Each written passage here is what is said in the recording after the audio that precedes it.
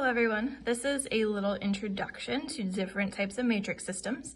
So we did already cover the matrix system for the Toffenmayer system.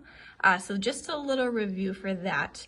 We have two different Toffenmayer retainers here. This one is the regular one that you guys practiced with in lab. This one is a little different. This one is a contra angle. So this one is more meant for placing the whole retainer on the lingual surface rather than on the buccal surface like we did with this top one here. So we have a regular one and we have a contra angle one meant for the lingual surface. Down here we have three different types of matrix bands. The first one, or this top one here, is the universal. That's a size 1. That one is pretty common for a lot of procedures. This one below is a size 2. So that one is used when a prop is fairly large and you need to have something a little bit wider so you can get all the way down to the bottom of that restoration and have a nice wall there. This bottom one here, that's a pediatric size. So this one's a lot smaller in size all the way around. It does have those additional wings there if needed. So that one is the pediatric size. These are the three most common sizes that you guys will see in practice. Next row over, we have wedges. We have various types of wedges. So the top wedges are all wooden. So all of these here are all made of wood, and that is going to be placed from the lingual surface. Down here, we have three plastic types.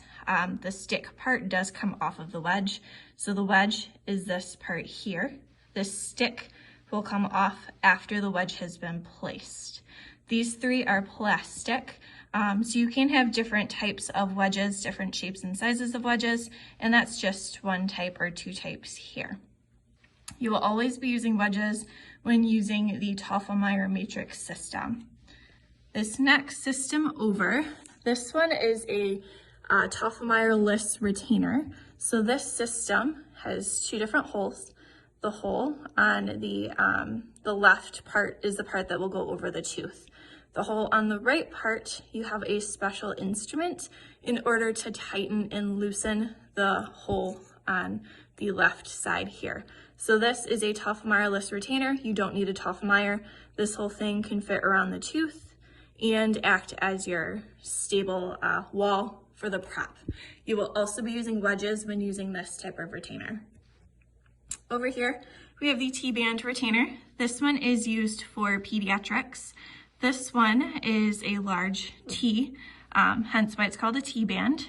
Once you fold it over, the part of the T is going to be, this part here, is going to be folded over onto the rest of the band. And then at that point, this part, the little extra part, will be folded over once again to create this little retainer. You will again need to use wedges when using this type of retainer. Over here, we have this is a brand name Garrison system. So this one is a sectional matrix. So this one requires the use of a ring, this special instrument to place and remove the ring. And then these little pieces of metal here act as your almost like Toffenmayer retainer or your matrix band here. So those are different types, different shapes, different sizes, and different colors for whatever size that you need. Here's the ring. The ring acts as a separator and a wedge as well. So this ring is going to push teeth apart. You can kind of see a little triangle shaped in there.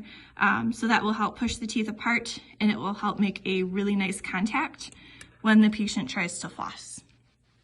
Our last one, used for anterior teeth. So this one is just a clear mylar strip or celluloid strip. So this one is going to be used for the front teeth.